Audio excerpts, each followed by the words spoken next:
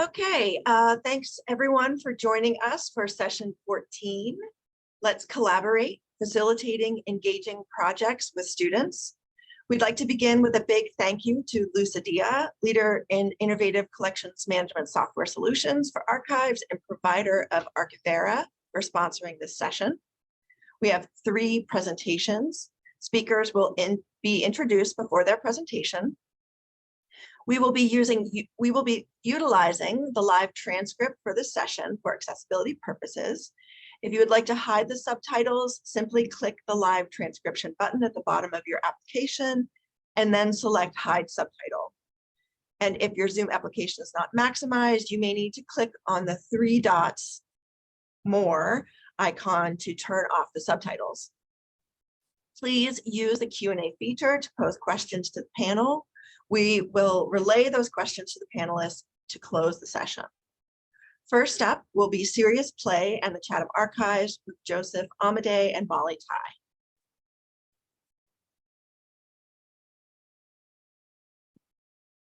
Joseph Amadei is a new media artist, theater designer, activist, and educator. Their work combines innovative technology, extensive research, and hope for alternate futures to invite audiences into a communal process of debriefing and relearning. Their work seeks to make material differences with and for people at the intersection of art and technology. Joseph grew up in North Carolina, where they received a BFA in studio art from UNC Chapel Hill. Joseph completed their MFA in video and media design at Carnegie Mellon. Currently, they are professor of immersive media at Chatham University and will be joining Lehigh University in the fall. Recent work has explored gameplay plus gerrymandering, immersive archive creation plus queer care, the HIV/AIDS crisis plus performance, and human-centered design plus issues of health equity.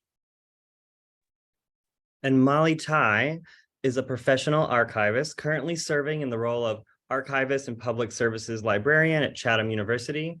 An active member of MERIC, she is the co-chair of the Communications Committee and a former steering committee member at large, local arrangements co-chair, program committee member, and senior co-chair of the Arline Custer Award Committee.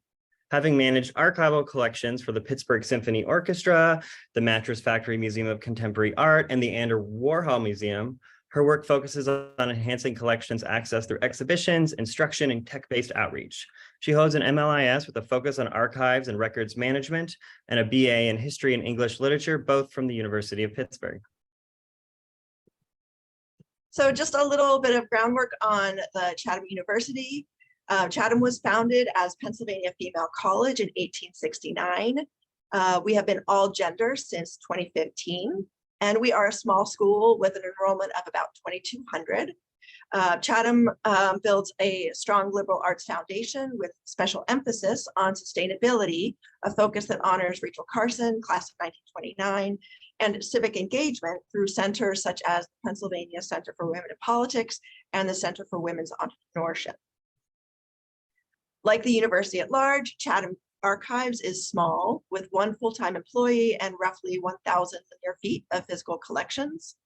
The Archives program focuses on digital stewardship for a growing collection of digitized and born digital materials, as well as a variety of outreach initiatives to engage both on and off-campus patrons. Situated within a university, curricular integration is one of our primary goals, with notable successes with course-related projects that vary from the use of building records and architecture classes to classroom activities in which students explore the growth of women's access to education through materials from the founding period. Whether patrons are accessing our collections through exhibitions, classroom visits, or through online collections, our aim is to support and encourage exploration with the information literacy guideline research as inquiry in mind. Exhibitions like the display at Chatham's 150th anniversary celebration shown on this slide engage community members and generate interest that can be explored further through collections research. Online collections and student visits aim to provide students with an opportunity to ask questions, to let their questions lead to other questions, and a varying research trajectory based on where their interests lie. Increasingly, the Chatham Archives has been focusing on developing online tools that build narrative around collection materials and on facilitating patron participation in creating Chatham's historical record. Using Omeka, the archives produced several sites, including one focusing on suffrage movement in the United States, and also as a forum to collect and share stories about the COVID-19 pandemic. The collaboration with Immersive Media expanded this work of exploring and encouraging digital engagement and the framing of research as inquiry by building projects around material in the Chatham Archives. So the Immersive Media program is a Bachelor of Arts program in Immersive Media. It's an all undergraduate program, and it's an interdisciplinary program that equips students with knowledge of virtual reality, VR, augmented reality, AR, architecture, 3D modeling, game development software, writing, and design thinking to prepare them for careers in immersive media creation. And so students blend all of these different tools, design practice, artistic methodologies with cutting edge software to create experiences in gaming, architecture, software, entertainment, museum and installation studies, and a variety of other and increasingly more and more places and industries. And so it's a studio-based learning environment where it's very project-focused. And after a foundation of sort of technical and design classes, there's a series of advanced classes. And one of these advanced studio classes is called SeriousPlay. And so in SeriousPlay, we do a little bit of like what it sounds like. We explore concepts of play, pedagogy, training and simulation, game design, and social practice in relation to immersive technologies through design and the development of immersive experiences. And we make these sort of connections by analyzing everyday situations of gamification and play, iteration and feedback, and have the students learn to ground their decisions and processes in design, psychological, theoretical, and archival research practices. And they'll use all sorts of technologies and tools to get into that. So the main project in this class is this collaboration with the Chatham Archives. And the way that we approach this is that a lot of our students, they don't really know what archives are. They don't really know all of the like wondrous histories that are like basically like sitting next to them in these physical objects and digital collections right around them. So what we do is we have the students go into the archives. Molly sets up this lovely, like outpouring of materials that are possibly there that cover the history and various different things, tailored a little bit with some conversations I've had with students beforehand. And then the students, they're like, oh my gosh, wow, this is crazy. I had no idea this is here. And then from there, their interest finds whatever they're most interested about. And then they sort of will dive into researching that on their own, doing their own archival research and sort of planning to build an installation that will be in a public exhibition format for a couple of weeks at the end of the semester.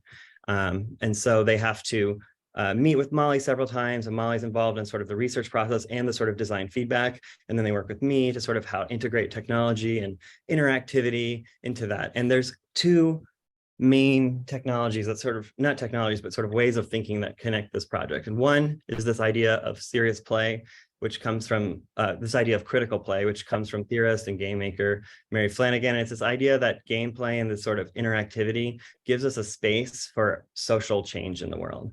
And sort of by connecting that to sort of the histories around us, we use these installations as a tool for critical and serious play. And it's also a vehicle for sort of the students to start learning how to explore social practice. And long form socially engaged practice is really not set up for the semester schedule. So instead of sending them out into the world to do something maybe potentially dubious, what we do is we are like, oh, we look at this community that you're already part of. Chatham students, Chatham University, and they're deeply connected to all these things, and they sort of know what people are interested in. And so they take this history from the Chatham Archives and create installations specifically designed for other students and members of the Chatham community in the library, one of the central, if not the central sort of hub of campus life. And the other sort of like part of that social practice is this idea of hidden histories and sort of these things that are forgotten about or not remembered, that both give the students new light in how they understand the world around them, but then give them a chance to take those personal revelations and create experiences that help the rest of the student and campus body also experience them. So now we'll look at 6 or 7 quick student projects from this collaboration that Molly and I have been doing for the past couple of years, and sort of show you what that means, looks like, feels like. Yeah, so with some of these projects, they also help to solve some of the issues that we have with sharing them by sharing our collections, by using technology. So when we think about exhibiting 3D objects, for example, or really anything, there are preservation risks that go alongside with that. There's the risk of things happening during transportation. There's security risk, light exposure, all kinds of risks. Analog exhibits are also going to be limited by the amount of space that you have, which in cases like ours are fairly limited. And though things like mirrors can be used to creatively display different vantage points of a 3D object, the item itself is going to be protected from handling by patrons. So this project addressed some of those issues by presenting a virtual representation of 3D objects using an iPad stationed in front of a blank pedestal. So it sort of brings out that museum setting. The virtual presentation included tombstone metadata, so things like the item, title, and date. And it also opens the door to additional presentations like photographs where the object is being used or related documentation. And so, yeah, this idea, like when students see this like cap from the 1950s, they like immediately want to touch it and put it on their head, which is great. But if everybody did that forever, we wouldn't have this in 50 years. So with this technology of photogrammetry, and there's multiple ways of doing it, but essentially it takes a bunch of photographs, high quality photographs of an image, and concatenates it into a 3D object that we then can put in an augmented reality environment, so you can zoom in and look at the details of the fabric and the stitching and the stains, or zoom out and like be able to sort of get that really close material feel of it while still preserving it, but still being able to get that there. And so you can see here the student has the object, and you can do a sort of like swipe gesture to move them, and it puts the text of what the object is onto the wall behind the pedestal, sort of blending these physical environments and with digital environments.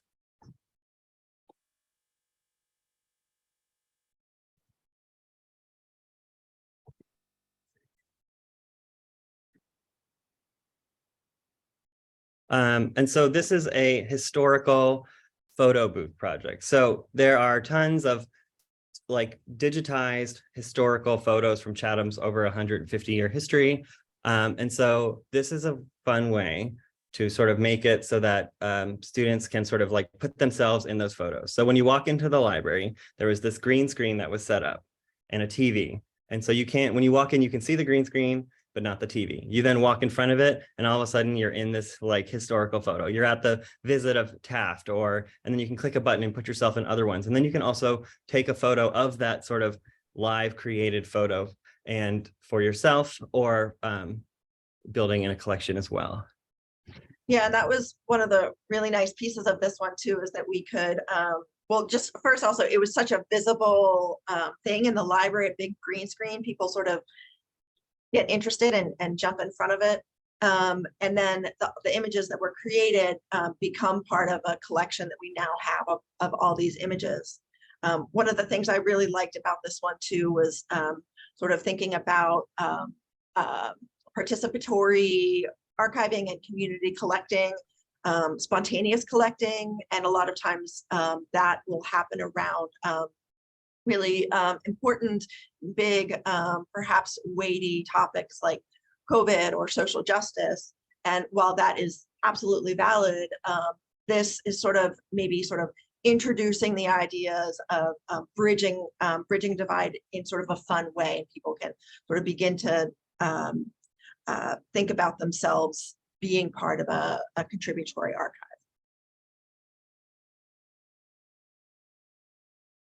And so for this project, the student was interested in, found out about this, the Ray Coffee House. So the Ray Coffee House is this music venue and coffee house that has been at Chatham's campus for decades. However, I believe slightly before 2020 and then throughout the pandemic, it was really, it's been shut down basically for various reasons. But one of these students, one of our students found out about this and then wanted to sort of like bring back music into this space on campus and sort of learn more about this thing. And so this was a sort of like this, we went to the space and used a different type of 3D model capturing method, where we used a sort of 3D laser scanner to capture the space, to create this model of it. And sort of like, and then the student jumped in to find out what had happened in this space, you know, and it had led them sort of on this like old Tumblr that had collected them, this Facebook group that was all about sort of like collecting memories from it, music that had been played there, concerts that have been had there, both digital and physical. And they sort of created this exhibition of all of these, this research that they had done. And this one was really fun too, because because a lot of the events that happened in Ray Coffee House were, which would be like poetry readings or group gatherings, some music performances, but a lot of those events were outside of the mainstream campus documentation, so they weren't always listed in the event calendar for the semester, or not necessarily in the student newspaper.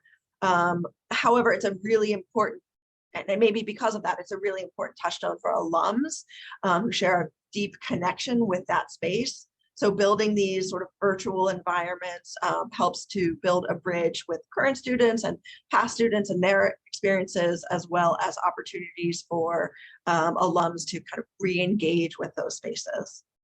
And as of this year, actually, there has been a sort of student group that's re-emerged itself as the Ray Coffee House student group that has started putting on concerts and stuff this year, a year after this project was up. So while I'm sure there were many factors, it's nice to think that maybe this like public exhibition that was up for about six weeks or so, like helped reignite the sort of like use of this space, this long history. So another one of the projects involved Barry Hall. Barry Hall in 1860 is depicted in photograph on the left here. This was the first campus building. It was expanded with additions on the side, levels added onto the top throughout the years until the 1950s, when it was torn down. But before that, it was really the center of campus. Students lived there, faculty lived there, classes happened there, dining room was there, library was there, everything was there. But then it was torn down to make way for some more modern classroom buildings. So students see these images, and we have a lot of images because it was such a big part of campus for so long, of this building that doesn't exist anymore. So there's this huge disconnect.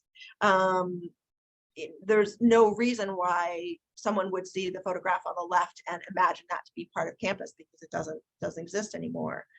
So this project helps to deliver a bridge between the past buildings and the current buildings, and to bring up discussions about how and why physical spaces on campus have changed, how and why historic preservation movement developed. It wasn't very involved in the demolition of this building in the 50s, but then also how the physical environment changed to meet the evolving needs of the community. And the materials of the archive itself actually led the student to make the a more accurate replica of this building. So we have the actual blueprint plans, architectural drawings, which the student sort of sketched up and remodeled in 3D and then it sort of extruded them to make an accurate building size. We have maps that have the location. We have these photos that the student made textures for the 3D model with. So the use of these archival materials was sort of made to actually allow the sort of digital experience to happen, and sort of really blended those. Yeah, and the digital experiences, students can put this app on their phone, and then they go out into the space where the building was and hold up their phone, and then they can see that rendering in the spot where it was. So 2023, we just sort of took down this year's version of the projects, and with some noted changes. We've had this sort of research project, and like this project be sort of the focus for the entire semester. They started getting into the archives earlier. They had more time to think, more time to iterate, more time to sort of set it up, things up in a way so that they could really focus on like creating an exhibition that could be really, really run on its own and sort of like allow for accessibility in even broader terms. Not so accessibility by being able to access it in this sort of like public library space, but also sort of in the usability of it and the sort of like the ways in which all the materials could be quickly understood in multimodal ways. But basically the same structure. And also every project had a sort of takeaway gift. So to take a connection back to the sort of resources of the archive and the experience mirrored together in a small takeaway so that they could continue going further into, you'll see as we go through them. Yeah, so the first one, this was really fun. This project, the idea was sparked when the students came to the archives, and one student saw these photographs of a 1950s theater production that took place on the campus swimming pool. So we have a photograph of that here on this slide, which is, they're just fantastic images. You don't often see theater productions presented on the surface of a swimming pool. It was extra impactful to the student because that space is still used on campus. It's not used as a pool, but as an event space. And there are these beautiful Guastavino tiles, so it's very memorable. Orientation happens there, big events. So when they saw this photo, they made the connection to the past history of the room, as well as this theater production. So they came to the archive several times. They looked at program scans. They looked at additional photographs. They looked at the script, and started to get really interested in the theater history and Greek life, as well as they were creating this virtual experience. Yeah, and so this one is a virtual reality recreation of the scenes of which we have photographs from. So so this student then had to sort of like try and understand the frogs by Aristophanes and sort of the comedy of it, and sort of take these single photographs, read versions of the play, listen to versions of the play, and then sort of recreate these moments in a sort of like virtual reality space. And so virtual reality, if you have not been like in it before, can be hard to leave a headset and let people just jump into it. So this student made a sort of like twofold experience where you could both put yourself into VR and sort of experience it fully in 3D, or you could see the same thing at the exact same time on a TV screen and have a sort of joystick control system that would sort of follow you through. So you could have both this sort of like individual multimodal digital sort of space, as well as a sort of joint view experience of watching a digital recreation of this play. Yeah, and that's what we see in this photograph. There's a student seated with a VR headset and the hand controllers, but then even without those, you can see what they are, the navigation that they're doing with the TV screen. And so for this one, the student got interested in another sort of transformed space. There's this sort of like side corner study section of the library where this is in this, but the student was really interested in this bowling alley that they saw pictures of, and wanted to find out where it was. Eventually they did, and it turns out it's now what is our broadcast studio. So what the student did is they took a 3D scan of the current broadcast studio, and then sort of like did a digital 3D recreation of the bowling studio and created a walking tour, both in the digital experience and in the hallway. So you walk down the hallway and you learn about this. You can sort of see in these photos all these sort of like the transformation of this actual space. And then you arrive to it and you put on the headset of about a 1 minute sort of like tour through the spaces transforming between past and present, present and past and their history. And then it takes you to a bowling game. And then you're actually in this bowling alley and the bright lights, and you can play a digital bowling game in a recreation of the historic bowling alley. Yeah, it's super fun, and the takeaway was a little bowling pin with a QR code that takes you to some of that documentation about the past history of that bowling space, about the use of it now. And so, yeah, it was really, really fun. And it was a fun game. Next one. Okay. And so this one is sort of like an archival song contest jukebox. So Chatham has this long history of these, of this song contest. And a lot of these recordings have been digitized and are available on this website.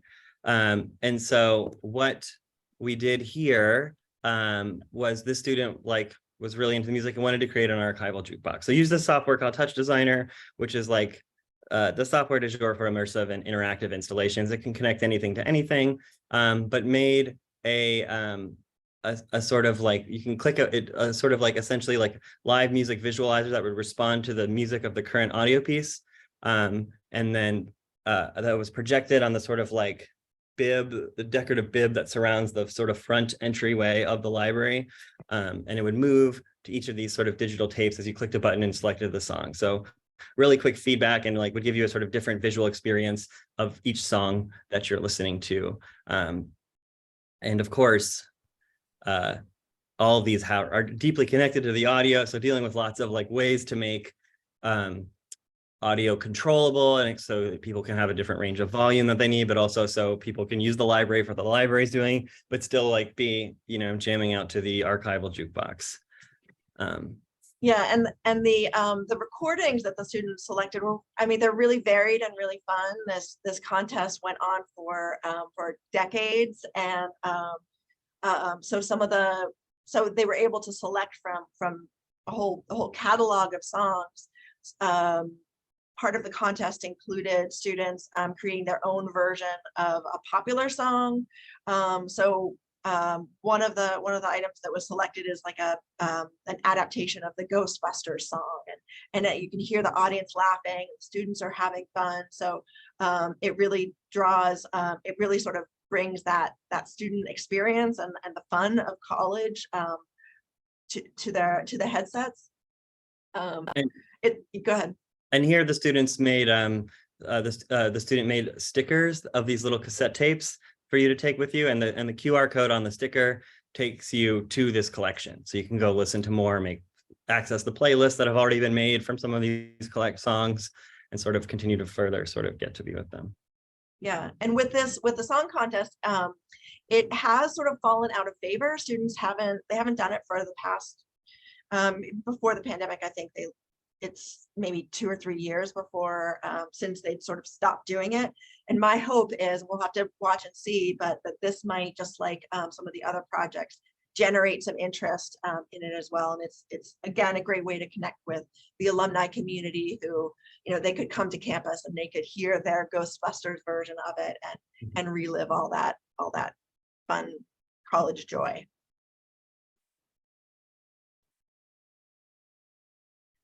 So yeah, in summary, this was a great collaboration between Immersive Media and the archives. The students built the projects around the material in the archives. They came to the archives and explored what interests them, and then built these exhibits.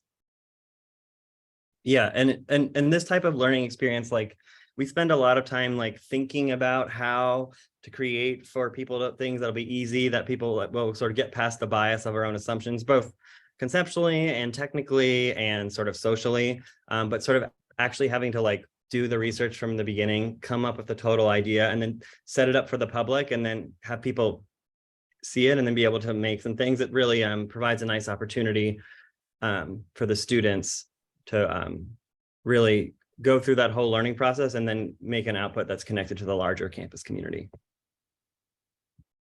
Thank you so much. Thank you. Okay, so next up, we have Crystal Carpenter presenting Dismantling the Narrative, a collaborative approach to institutional accountability through archival instruction. Crystal Carpenter, she/her, is the head special collections and archives at the Virginia Commonwealth University. Since November 2022, Prior to joining VCU, Crystal was coordinator of University Archives and Special Collections at Elon University, where she played an active role in reckoning with institutional history through the Committee on Elon History and Memory. She led and created partnerships examining institutional accountability through curricular and programmatic development with the use of archival materials. Crystal received her master's in library science from the University of Arizona, has been a certified archivist since 2008, and was a 2013 member of the Archives Leadership Institute cohort. Hi, everyone. Let me go ahead and share my screen. All righty. Everyone see it good? All right. Awesome. So mine is going to be a little bit more of a low-tech talk, but I'm really excited to see how the work that Molly and Joseph has done could possibly be translated into the work that we're talking about here at Elon. So yeah, I'm talking about dismantling the narrative, a collaborative approach to institutional accountability through archival instruction. In this talk, I'm going to talk about using online tools holistically. So a little bit of an overview about what I'm going to talk about today. So I'm going to give a little background about Elon and the project and the partnerships that led to enhancing some of the curriculum related to archival instruction and reckoning with Elon's history. And then I'm going to give a couple examples of those instruction sessions, and then some takeaways that I've learned from this work. So a little bit about Elon. It's a private mid-sized liberal arts institution located in North Carolina, and it was founded in 1889. So we're really talking about the Reconstruction and Jim Crow era when we're talking about Elon's history and reckoning with its past. They have about 7,000 undergrad and grad students and around 2,000 faculty and staff. So in 2018, like many institutions across the United States, there was a real push from faculty and staff and students at Elon to reckon with this history. And so a committee on Elon history and memory was formed to examine its institutional history in a transparent and rigorous manner. And there was a goal to have a report published by 2020 that kind of looked inclusively at all of Elon's history and came up with recommendations. Now, it was fairly easy early on recognized that there is no way that we could do everything within Elon's past. And so we focused primarily on anti-Black racism and Black achievement as a starting point and as a framework for people to move forward. Now, a little bit about the formation of the committee. So the University Archives had already been an active player with partnerships and programs across the university. And so when this committee was formed, it was very early on acknowledged that the University Archives were going to have to play a role in this work. And so I was one of 13 members of the committee. It was chaired by the chair of the history department, who was a historian of the South. And it included members that ranged from senior staff to the architect, the campus architect, to university communications, to members from the Center for Race, Ethnicity, Diversity, Education, and students. So it was a very diverse group of community members at Elon who came together to create this report and provide some recommendations. And so I'm going to talk about just a few of the recommendations that actually had an impact on work that University Archives were doing and were going to be doing related to this work. So one thing to also keep in mind is that we published the report in 2020 in October. And so it was not the greatest time, and the pandemic was going on, the election was going on. And so it didn't get as much of the attention as maybe we had hoped it would receive. And funding for doing some of the recommendations has slowed because of the pandemic and things like that. But for the recommendations that I'm going to talk about right now is that one of the recommendations was to create opportunities for Elon students to confront Elon's history. And so that had archives written all over it. And then another was to create a permanent iteration of the Committee on Elon History and Memory. And Elon Archives was fortunate to The committee went down in size, but it increased with the archival representation, especially our digital archivists, to kind of help think about some of the work that was going to happen from other recommendations, like developing new commemorative practices around an inclusive version of Elon's history. So in that, there was a caveat that there was a hope that an online walking tour that talks about anti-Black racism and Black achievement would be created and developed for the campus community and for students and faculty and staff who were looking to come to Elon. And then the last piece that I want to mention is there was recommendations around building partnerships to do this work. So a little bit about enhancing partnerships. So like I said, the University Archives already had a pretty robust role with university advancement, communications, and the president's office and things like that. But what happened with being a member of this committee and this community effort was that it really did lift up the University Archives in a way that it wasn't looked at necessarily as a service point anymore, which a lot of the interactions had been, but as a key player in making this work a reality. So it was really great for enhancing those relationship building work, especially related to faculty and instruction, and having our stakeholders recognize us in a different way and think about us in a different way, and really developing that campus commitment towards the University Archives in this role related to reckoning with Elon's past. So here are some of the ways that'll look familiar to people, because I'm sure your instruction session modules are this happens in your areas too. But some of the curricular and co-curricular opportunities that really enhanced and developed through this work was in our history and geography department. We had already instruction sessions that we did with the history department and English department and performing arts and other areas. But this is where we really focused in on that university history and reckoning with our past. And one of the key courses that we did this with was the race, history, and memory at Elon. There had been a previous iteration of this class that was really kind of tooting Elon's horn in a lot of ways. It was a wonderful class, but it didn't think about critical thinking or any of this work. And so that course was transitioned to being related to race, memory, and history. And so we played a key role in that. Research methods also, we would have research methods courses come in, even if they weren't connected to the themes that the holdings that we had. It was a great opportunity for students to come in and engage and think about critical thinking and institutional silences and things like that, so that when they went off to do their research in whatever area they were specializing in, they would have some of those tools. And they also had connections with the archivist to be able to help them navigate as they're looking at those tools. A lot of independent studies and internships came from this work, especially in helping us to craft and do digitization and get all of the materials online that would allow us to do some of these online virtual instruction sessions.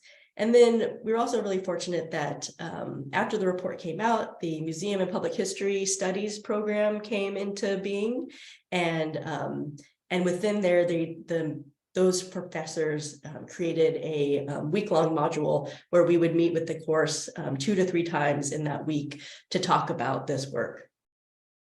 Another area is Elon recently has established a new general education requirement, which is related to advancing equity, specifically around the United States. And so opportunities for the University Archives to really connect with integrating instruction modules into these courses.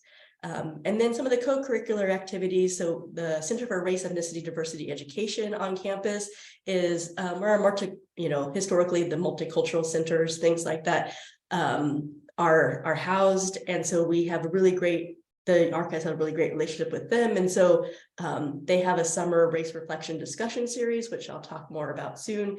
But it happens every summer for faculty and staff to have conversations, as it says here, related to race, and to reflect and discuss and think about how we grow and do better. And so the archives were a very key part of last year's summer race reflection series.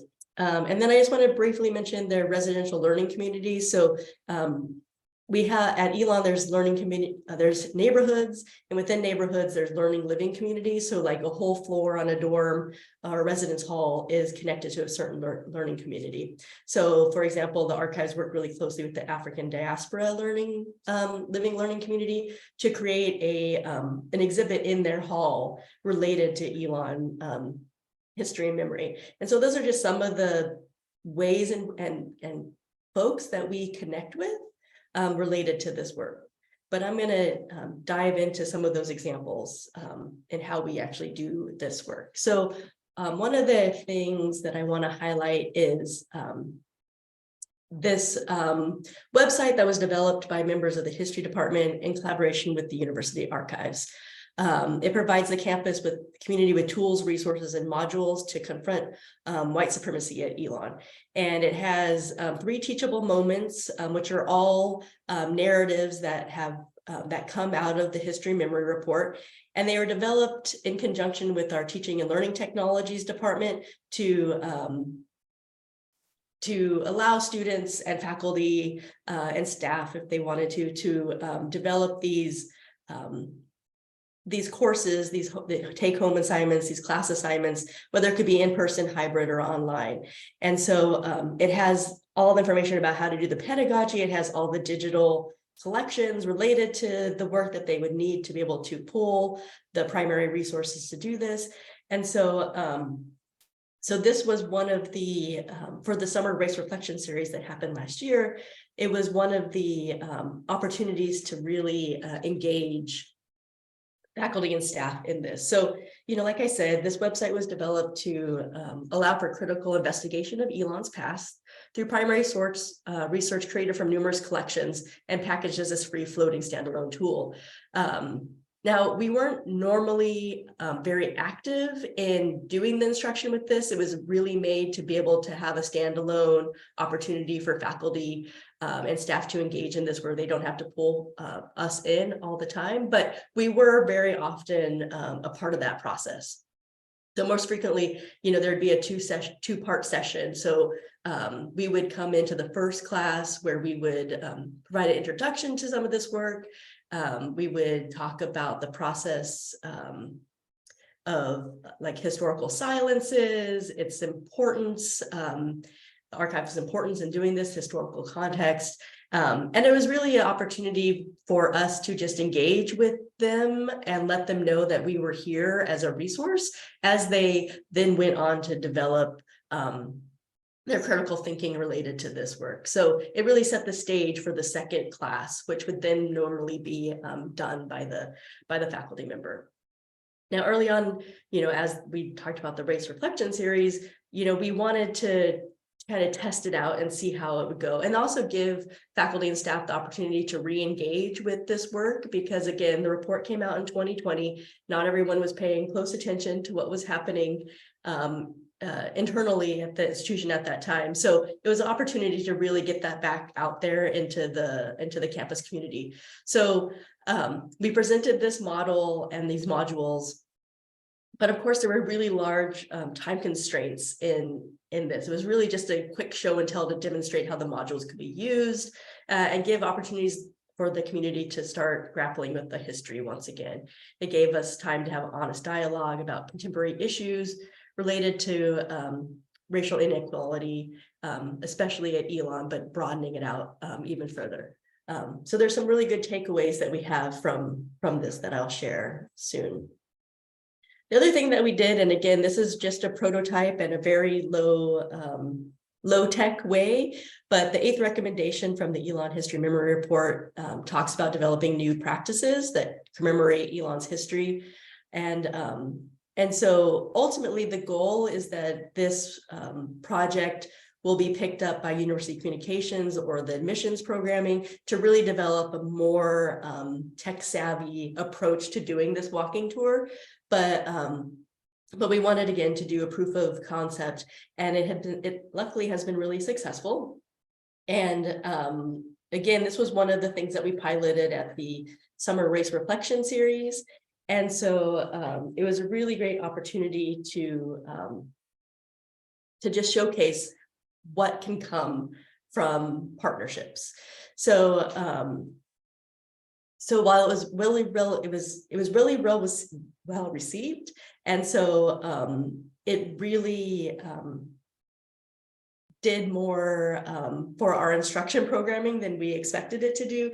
So we would get our normal faculty who wanted to engage with us on this. It was a really, you know, Elon is very much about active learning. And so this was really developed to do that, get the students out of the classroom and into the spaces to think about the physicality of these events and where they happened.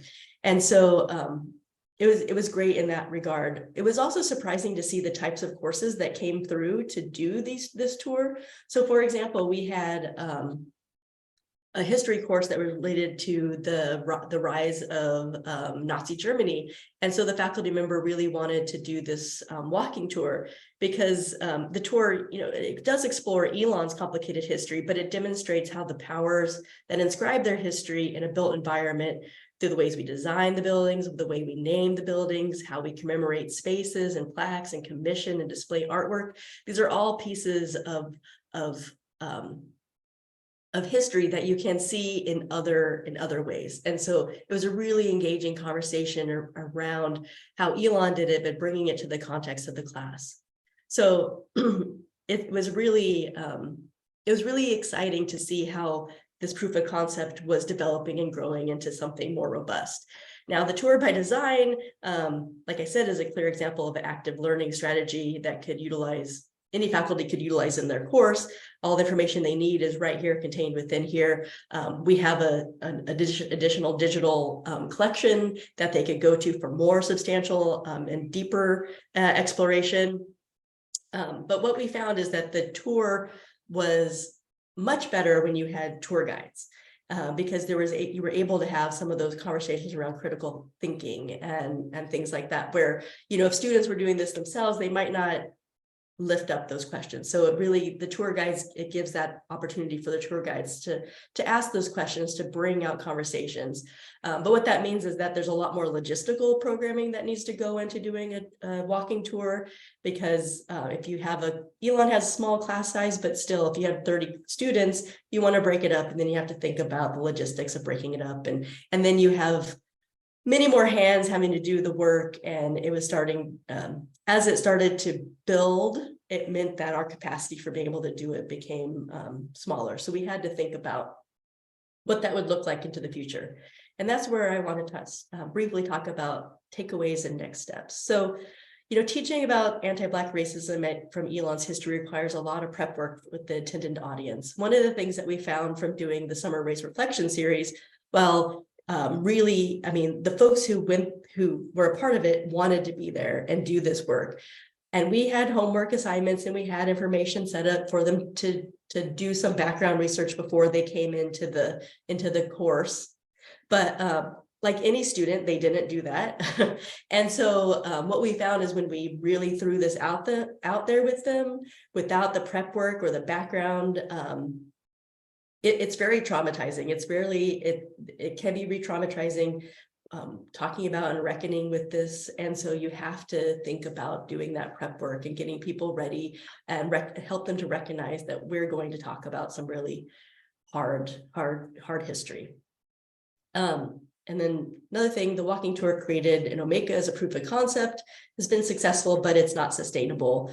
And it's not as interactive or engaging or as hands-free as we might like it to be. So it's one of those places where those partnerships are really going to have to come together and think about what this next iteration looks like. And then maybe like building it out to where there's tour guides, you know, for admissions or things like that. And you'll have to do this in partnership with folks who really know how to do this work. Because students, as you know, if you've ever heard of campus orientation, they get things wrong all the time. And this is something that is too important to not be trained well in.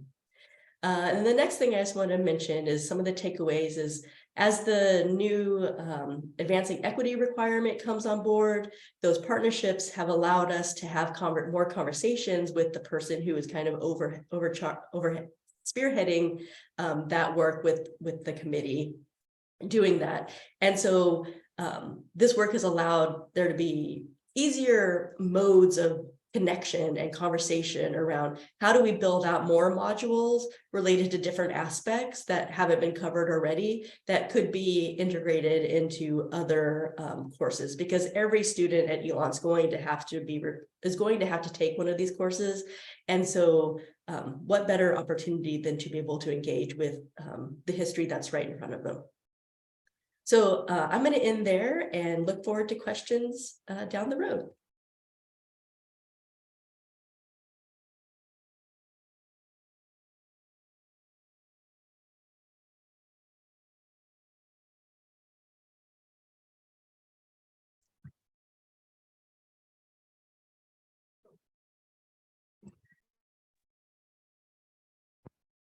Okay, we'll do our introduction now for Emily Davis. Let me just make sure I can share this again. There we go. Okay. We are very happy to have Emily Davis and Crystal Johnson with documenting the history of policing and campus safety at Carnegie Mellon University. Emily Davis, she, her, is an archivist with a background in preserving and presenting artist-made films and videos. Currently, she is the collections archivist at Carnegie Mellon University Archives, where she is responsible for processing collections, managing the archives reference program, and overseeing the university's growing archival film and video holdings. Prior to that, she was the senior research associate for Carnegie Museum of Art's time-based media project and the Benson archivist at the Walker Art Center, where she worked to preserve and digitize both museums' historic film study collections. Also, Crystal Johnson, she, her, is the Community Collections Processing Archivist at Carnegie Mellon University. Her role focuses on increasing the representation of historically underrepresented and underengaged communities in the university's archives. Prior to joining CMU in 2021, Crystal was the Los Angeles as subject resident archivist at California State University, Northridge.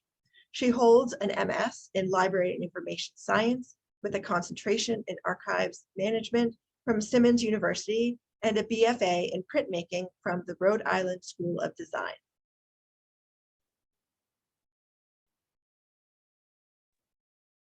Thanks for the introduction, Molly. So I'm going to share my screen.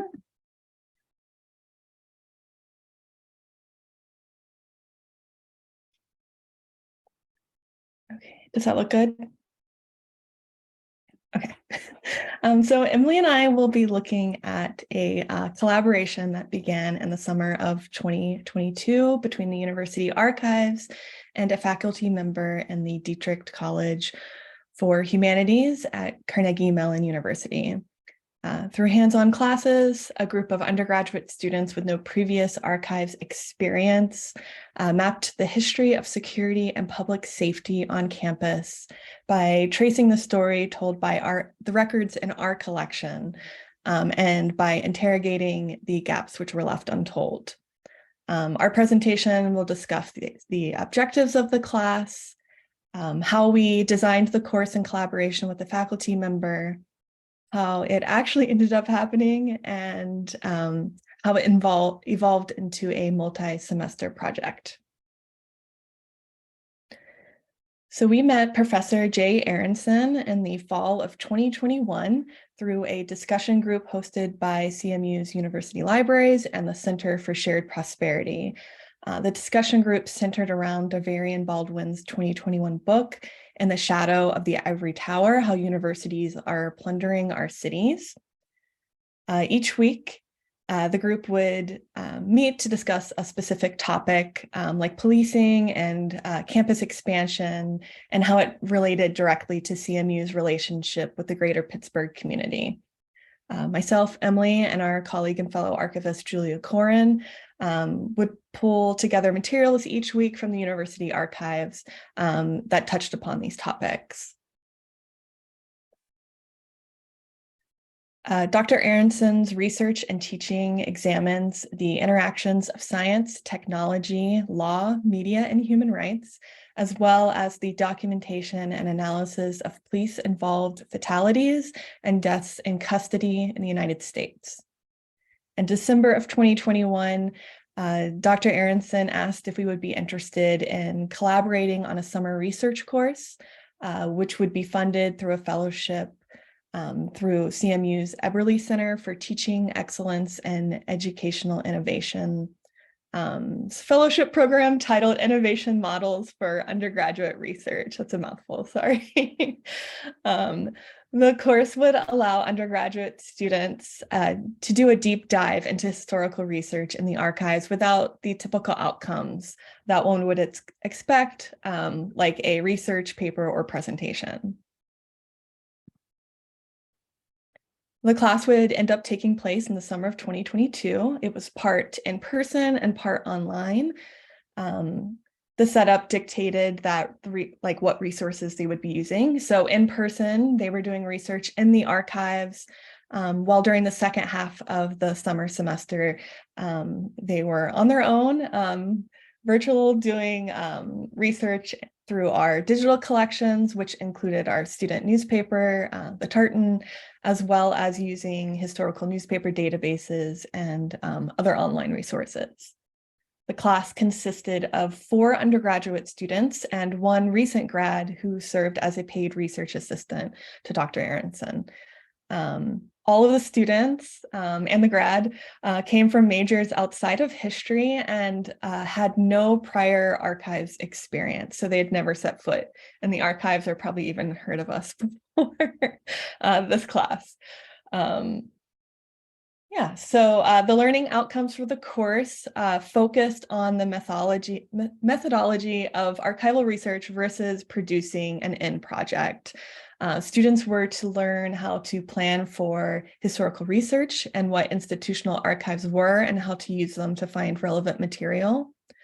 They were to learn methods for gathering materials from digitized archival sources, how to organize materials discovered through historical research, analyze those materials discovered, and determine the next steps for their research. They also were to learn how to engage with research experts, especially archivists and librarians, and to learn how to interact with key informants to collect relevant materials. And lastly, they all understood that one can never fully plan for research at the beginning. Rather, one makes an initial plan and revises it as information or questions arise.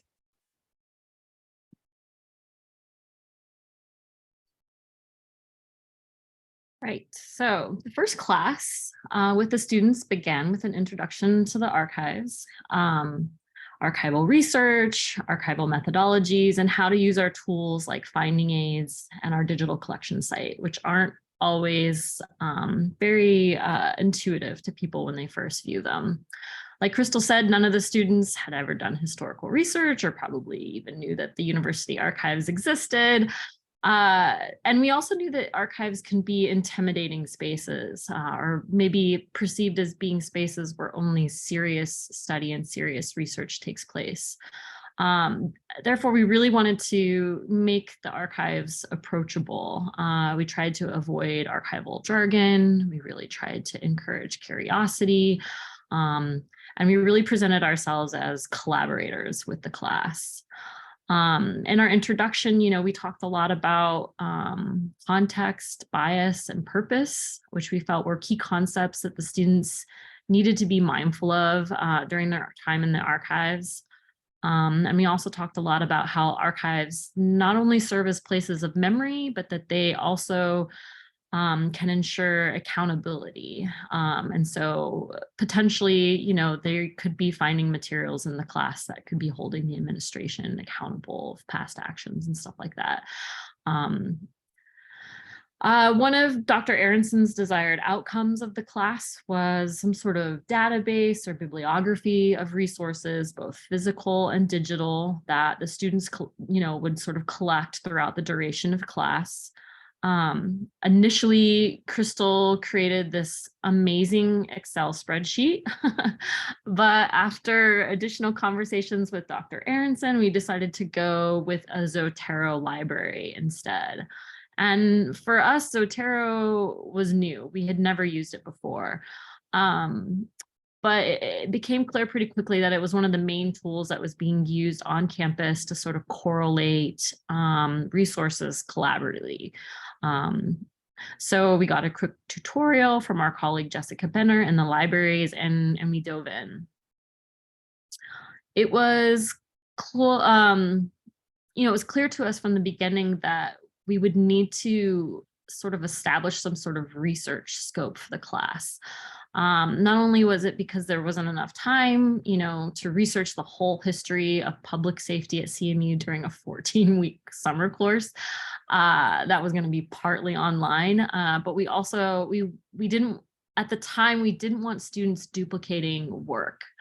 So after the students met with Dr. Aronson for the third class, the students decided upon individual topics that they were going to focus on.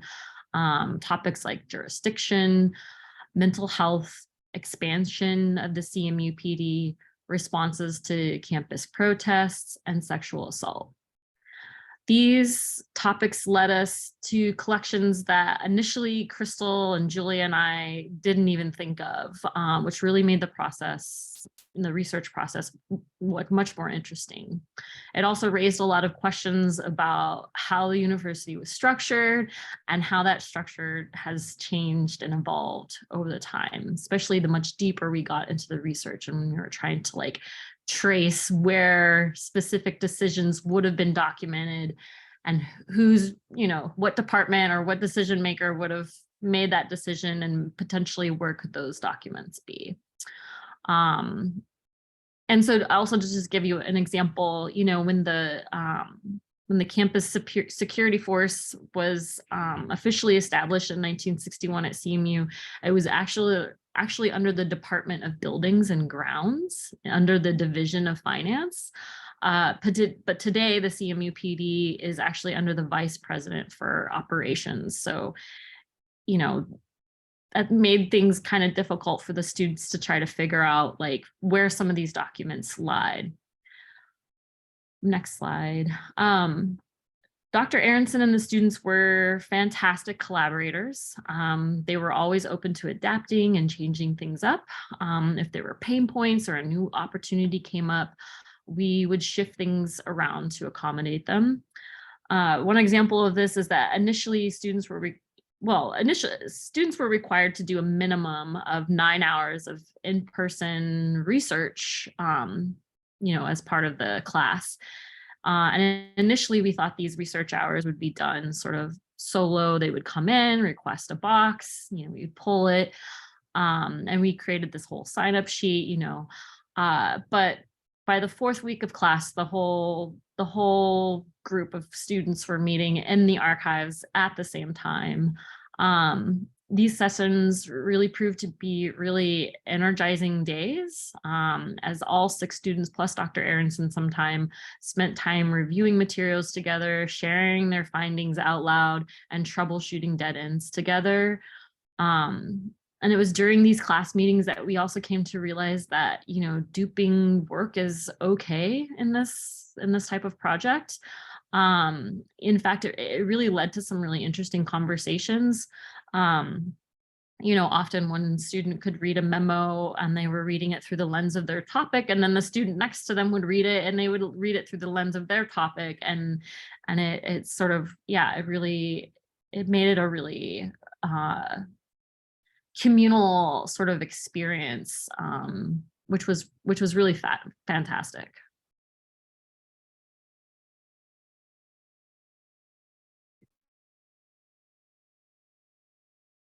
So what was innovative about this? Going into the class, we knew that we likely had limited materials limited relevant materials in our collection. We didn't have a campus police or public safety collection that the students could go straight to. Like many institutions in our field, we face a significant backlog.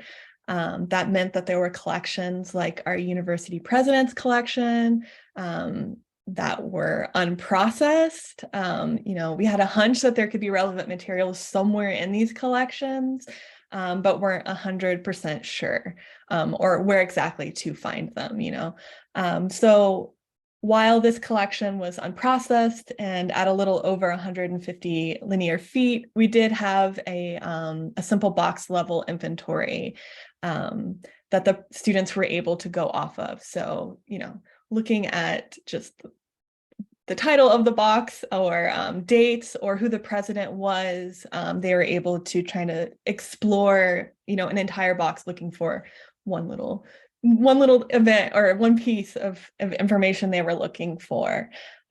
Students were well aware going into this collection that the odds of finding exactly what they were looking for would be small.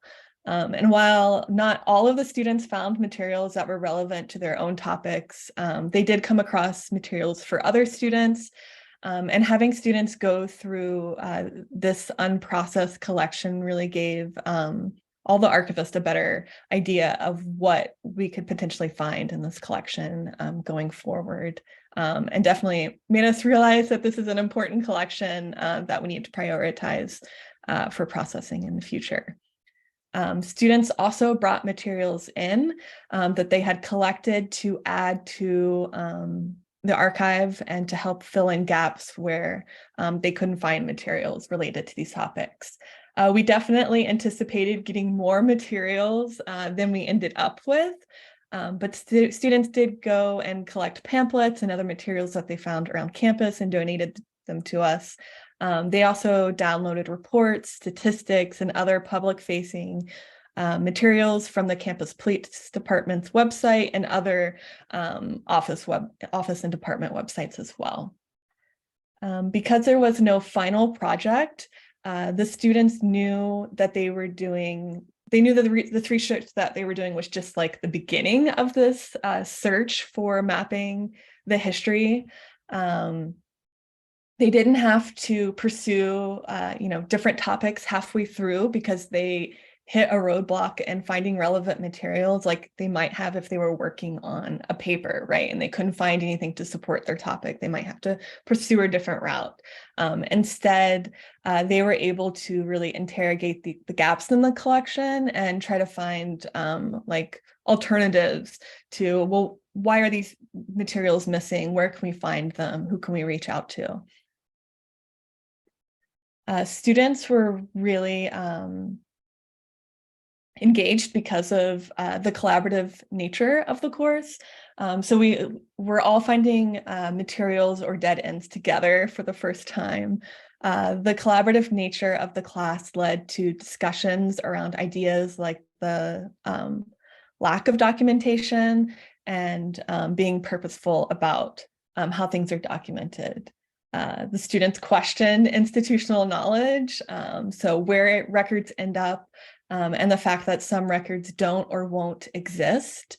They were really shocked that there wasn't a campus-wide mandate for all university offices to give their records to the archives. This was pretty appalling to them. So they got really worked up, and it was great to see that kind of passion and excitement in the archive. The lack of materials in our collection produced directly by the police department led students to go and have conversations with current police officers on campus because these records didn't exist or they had been lost. So they recorded these conversations and then shared them to the archives. While all of this might not be considered innovative to other people in the field or other institutions, for us it was, especially working with a class towards a shared goal versus individual research projects. So this was brand new. The experience was pressure-free and primarily about getting hands-on experience. Students were able to use our collections, even our unprocessed collections, kind of as their sandbox. We were also really transparent about the condition of our unprocessed collections, like the president's papers. You didn't know what you were going to find. You might not find anything. You might come across materials that could, be potentially disturbing or offensive. We don't know because we haven't gone through them yet. So that was very apparent from the beginning. We also found Dr. Aronson's approach to the class to be much, to be a lot different than other classes that we've worked with. His class had more of an abolitionist structure to it. Like Emily said, students were supposed to spend a certain amount of time in the archive doing research in person, but they weren't required to log it. It was very clear from the beginning of the course that students were accountable for themselves as well as like to each other. And again, it was flexible, like Emily said. We worked as, it was a very collaborative experience. We encouraged students to ask questions, especially in the beginning when we did our first like introduction to the archives and how we thought the class would go. Question the setup of the class. How is this going to work for you? Do you have better ideas? Make suggestions, offer feedback, even just like to the archives in general, not necessarily to this class. Like we're always asking students, and especially in this class, how can we make the archives more accessible? Do research guides make sense to you? Or like, is there a better method of getting this information across? Yeah, and so we were always open to feedback and hearing what their opinions were.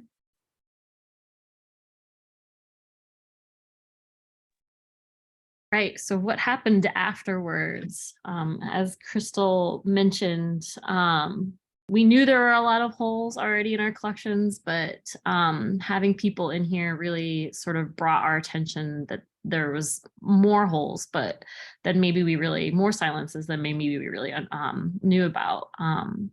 One of the ones that really caught our attention was the lack of materials on the history of disability services at CMU and the formation of the Title IX office. It turned out that one of the students in the class was actually the president of ABLE CMU, a student organization that seeks to create a more inclusive campus. They really brought this to our attention because that was her topic, was the sort of intersection of police and disabilities and mental health. So, over the two following semesters, Crystal actually worked with them to get ABLE's records, which helps us tell the students' perspective about disability services on campus, which is really exciting. Crystal also reached out to Catherine Getchell, the director of the Office of Disability, who enthusiastically agreed to meet with us in the fall of 2023 to talk more about what her office does and potentially what type of materials they might be creating. She also connected us to a former staff member who led a lot of disability and diversity efforts on campus in the 1990s and early 2000s. These conversations really helped us to better understand how disability services were intertwined with the work of various other different departments on campus, such as campus planning and facilities, two departments that we honestly didn't immediately think of, which is kind of embarrassing to admit. But neither of these conversations have really didn't immediately lead to some more records for the archives. I say they haven't led to records yet. I still think we're in it for the long haul, and this presentation was a good reminder that we need to follow up with some of our friends. And then if you wanted the next slide, Crystal. And then in the that's fine. Then in the fall of 2022, Dr. Aronson taught the Ethics, History, and Public Policy senior capstone class.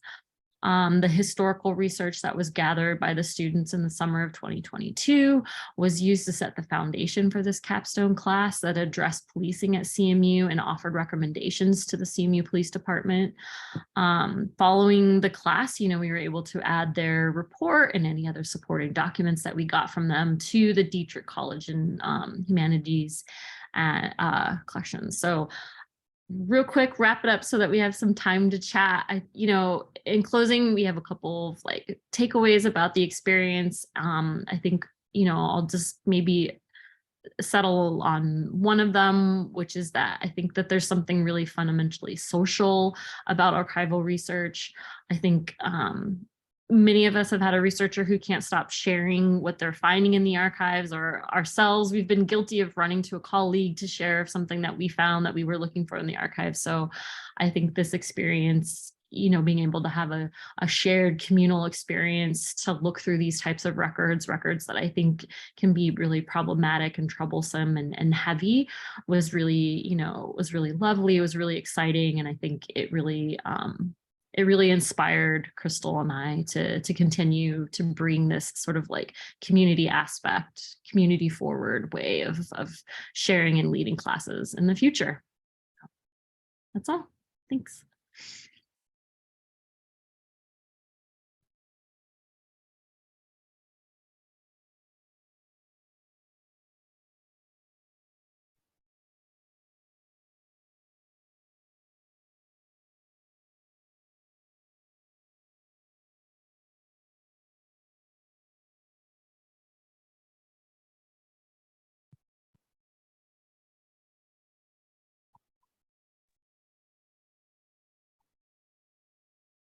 Hi, so I think we can go to Q&A right now.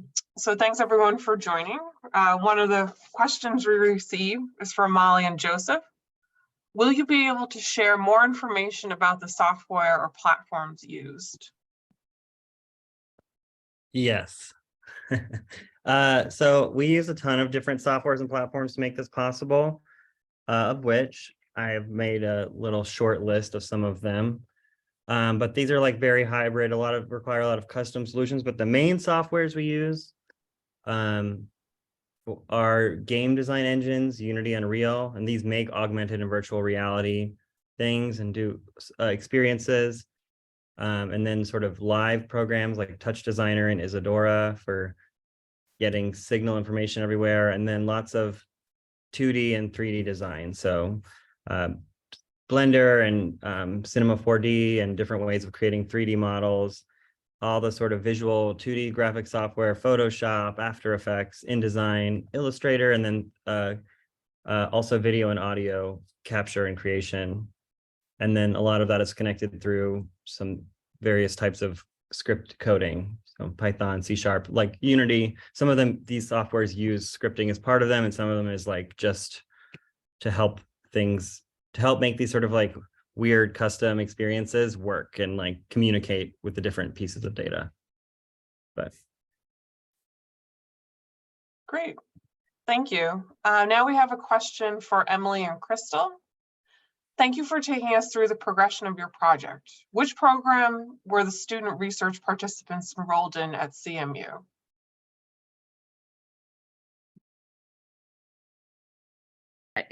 I believe they were enrolled in an ethics and public policy program in Dietrich.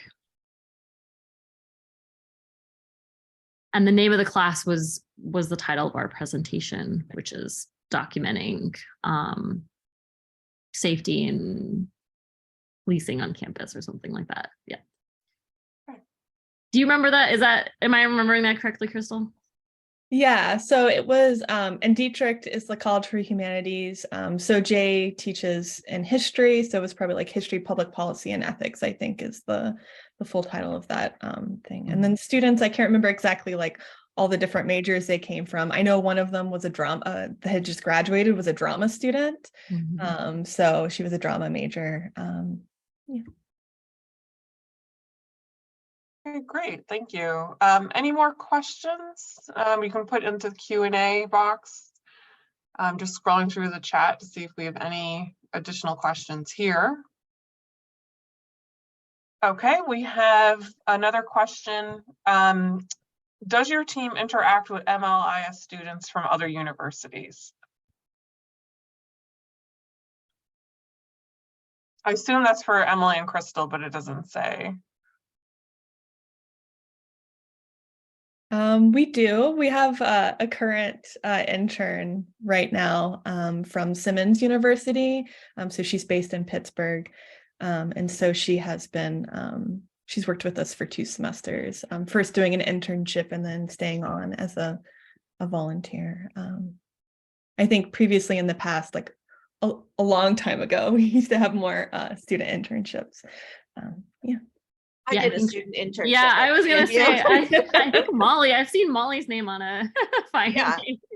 Yeah, I the, think that there yeah. was a closer relationship, but and especially specifically to the University of Pittsburgh's program, but I think that relationship isn't as strong, and we unfortunately, like, for whatever reason, the powers that be say that we cannot pay students from other schools, which is really unfortunate, that we can't help sort of continue the education and nurture new students and new professionals in our own city, but that is life. Yeah, the University of Pittsburgh does have a internship program, and we have done it on occasion at Chatham. Currently, we don't have any a current partnership there, but always hopeful and always open to exploring those options. Mhm. But yeah, being an intern at CM is great. Right, it looks like that's all the questions we have for now. I'd like to remind everyone to check out the poster presentations and virtual tours at the link that I dropped in the chat. Thank you all so much to our panelists today, and enjoy the weekend. Thank you.